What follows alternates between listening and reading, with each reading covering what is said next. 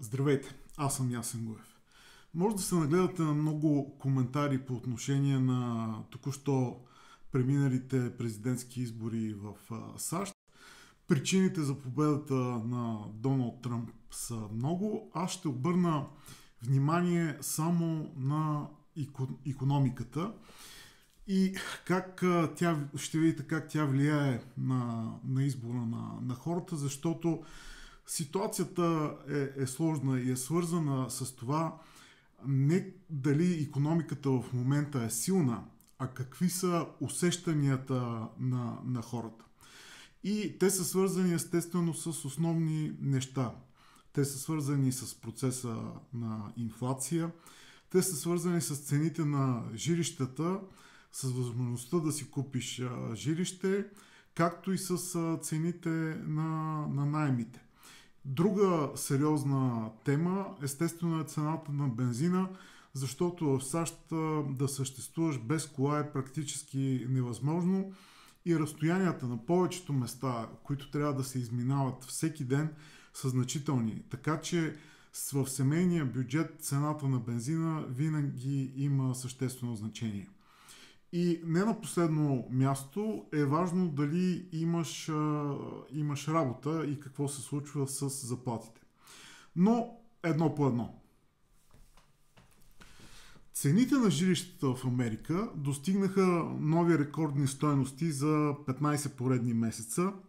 Това е много хубаво, ако притежаваш апартамент или къща, и не е толкова хубаво, ако не притежаваш, особено при положение, че лихвите по ипотечните кредити в момента са малко под 7%. Ето защо тази година рекордно ниските, едва 2,5% от домовете смениха собствените си. Това е най-ниското ниво от 30 години насам. Около половината от американските наематели са отделили повече от 30% от доходите си за наем през 2023 година. Криза с достъпността на жилищата в САЩ има от години. Трябва да знаете, че като огромен пазар и цените на жилищата в САЩ зависят и от града и населеното място, където търсите, и разликите могат да са огромни. От цени около 100-150 хиляди до милиони, в зависимост от това дали сте примерно в някаква селска част на Тенеси, на Канзас или на Айова или Уайоминг, или пък милиони, ако искате да имате нормална къща в Ню Йорк, в Чикаго или в Лос-Анджелес. Така че нещата са много различни и затова, когато чувате за доста добър среден доход от българска гледна точка, това не означава, че може да си позволите да имате дом в САЩ. Една пета от домакинствата там, които печелят над 150 хиляди долара годишно, живеят всъщност от заплата до заплата, според проучване на Банка в Америка. Инфлацията напоследък се нормализира, но това не означава, че цените падат. Те просто не се покачват така, както преди няколко години. Между другото, това важи и за ситуацията у нас. Всички икономисти, които казват, ама спокойно цените, вече инфлацията всъщност не е това, което беше. Да, но инфлация продължава да има и цените са значително по-високи, отколкото преди няколко години. Всъщност в САЩ цените са с около 20% по-високи сега, отколкото бяха когато Джо Байден стъпи в длъжност, оставяйки американците с ежедневното напомняне колко им струва инфлацията всеки път, когато отиват да пазаруват. Цените на бензина паднаха драстично през последните няколко години. От рекордния си връх от малко над 5 долара за галон през 2022 година до под 3 долара за галон в момента в много щати. Да напомня за тези, които не знаят, един галон е 3,8 литра.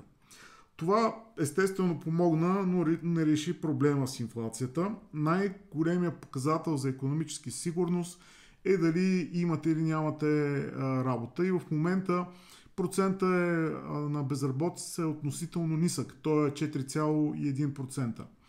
Машината за създаване на работни места в американската икономика се забави тази година, особено през последните няколко месеца. Миналия месец икономиката добави само 12 000 работни места и все пак тя продължава да добавя средномесечно 170 000 работни места през тази година, което е почти точно количеството, което икономиката добави през първите 3 години от управлението на Тръмп, преди да дойде удара от COVID. Тогава показателят беше 175 000 нови работни места на месец.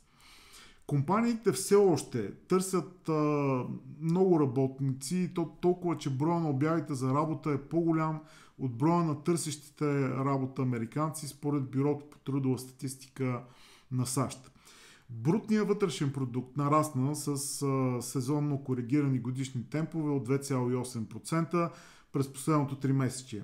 Това е едно добро темпо и е наравно с икономическата експанзия по време на управлението на предишното управление на Тръмп, когато хората се чувстваха много по-добре за състоянието на икономиката.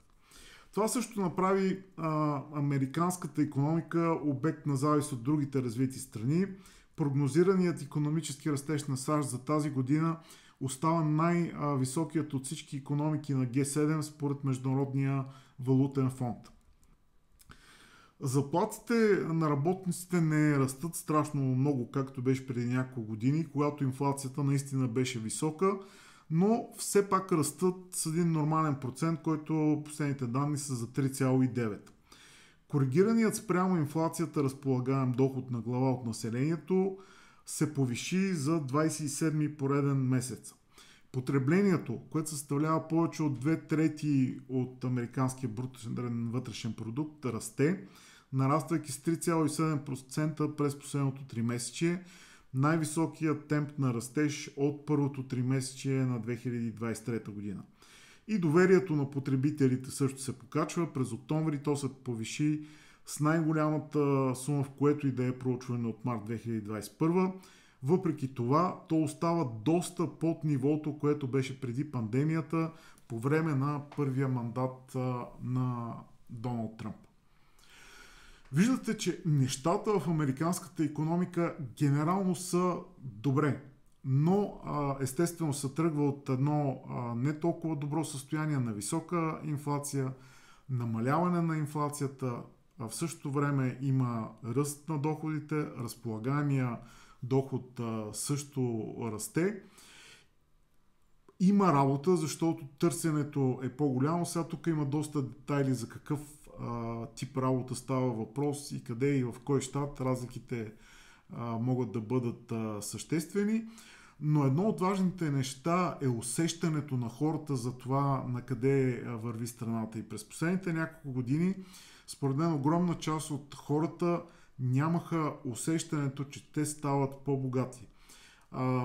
В едно американско семейство има няколко основни неща по отношение на разход, които са изключително важни и те все още представляват проблем. Няма да ги подреждам, не е важно кое е първо, второ, трето и четвърто, просто ще ги изредя. Първото, за което дадох и някои данни, е възможността да имаш собствен дом. Като в щатите под собствен дом се разбира в огромна част от случаите къща. Не, че хора не живеят в апартаменти, но когато американците говорят за дом, те говорят обикновено за къща. А там чухте какво е положението с ръста на цените, с високите лихви по ипотеките. За все повече хора тази мечта изглежда като нещо, което няма да се сбъдне. Другото нещо, което е важно, след къщата естествено е колата. Т.е. каква кола можеш да си купиш, колко хубава, дали можеш да си позволиш нова или не. И това също е сериозен въпрос. Следващият важен въпрос е разходите за здравеопазване. Знаете сигурно, че системата в Щатите е доста различна от нашата. Изисква се и купуването на застраховки. Естествено има вариант работата ви, работодателя да ви предложи нещо като част от цялото ви заплащане, но истината е, че ако искате абсолютно пълно покритие, вие ще трябва да си платите застраховка, която да ви осигурява възможност за покриване на всякакви здравни разходи, и този разход е съществен. И последното по важност е разходът за образование. Разходът за образование в САЩ е много висок. Таксата, която трябва да платите, за да изкарате университет и да имате диплома, което след това да ви даде възможност и за по-висока заплата. Има много случаи, когато времето за изплащане на този заем са десетки години, били те 10, 20 или дори в някои случаи повече. Нищо от всички тези неща през последните няколко години не е станало по-лесно, напротив. И естествено това ражда недоверие към администрацията, която управлява, и желание за някаква промяна. Както казах, икономиката е само част, важна част, доста съществена между другото, от причините да се избере един или друг кандидат, каквито да е избори в Щати. Има и страшно много други теми, на които аз сега въобще няма да обърна внимание, но според мен тази ситуация на американската икономика, която мина през една не особено добра ситуация, в момента излиза в доста все по-добра форма, е показателно за това, че се търси някакъв тип промяна. Не случайно и борсите реагираха с ръст след обявяване на новината, че Тръмп е спечелил, защото има огромен оптимизъм на тема на това, че идва републиканска администрация, която ще говори за намаляване на данъците, т.е. повече пари в ръцете както на потребителите, така и на компаниите, и намаляване на ролята на държавата като всякакъв тип разрешителни режими, така че бизнес да се прави все по-лесно. Така че оптимизмът е нещо, което е ясно разбираемо. Последна забележка на икономическа тема. Защо се говори толкова много за тарифната политика и налагане на вносни мита, както за китайски компании, така и за европейски от страна на Тръмп? Няма да влизам в икономически анализ, само ще ви кажа, че Тръмп говори на тази тема, защото това е едно от правата, които президентът на щатите има, и той може еднолично да реши да налага такива мита без санкция от страна на Камарата на представителите, което е долната камара, и от Сената. Т.е. това е ексклузивно право на американския президент. И естествено, ако той тръгне да играе с това, това ще има своето отражение както на икономиката на щатите, така и на икономиките на други големи страни, в частност Европейския съюз и Китай. Надявам се, че ви е било интересно. Това беше всичко за тази седмица. Ще се видим отново в понеделник.